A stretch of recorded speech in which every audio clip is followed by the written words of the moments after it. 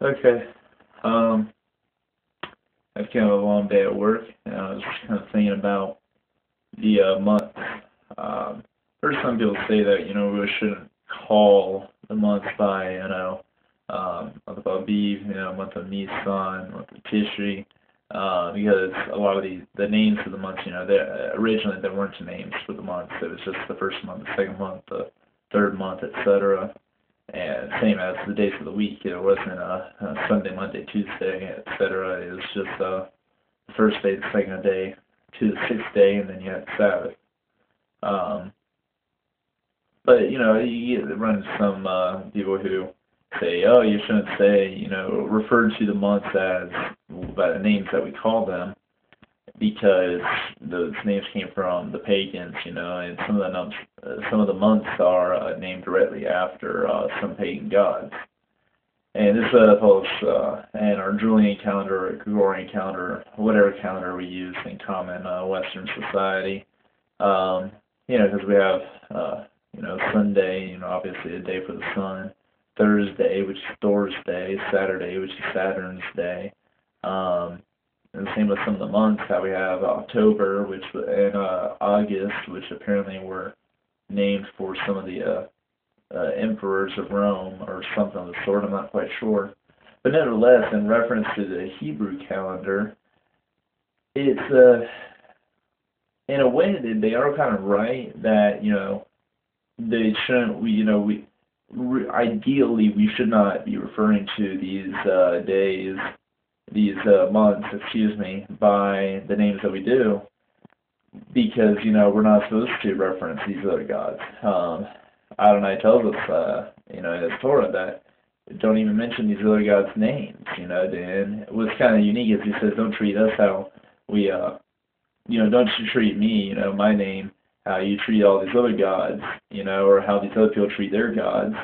And yeah, it's kind of interesting. That's why we don't write out God fully, or write the Yod He Vav He, or even write out Adonai. We actually have all these ways to get around actually saying it or even writing it down, so we don't even say it at all, yet we say all these other gods' names all the time.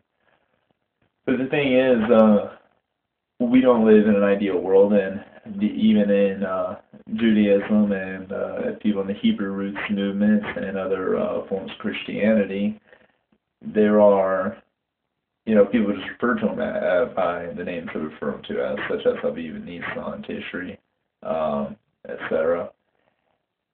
And even the prophets did, which is kind of interesting because it's actually, oh goodness, I hate quoting the Bible without, I'm saying something in the Bible without being able to get a quote, but it says that, Adonai, when he comes and sets up his kingdom, and takes the believers and, Israel as his bride, then he's going to erase like our former how does he put it, our former lovers, basically, and all these other gods that we had basically committed adultery with, all these other gods that we had worshipped, all these pagan practices in our lives, and that had caused Israel to go into exile.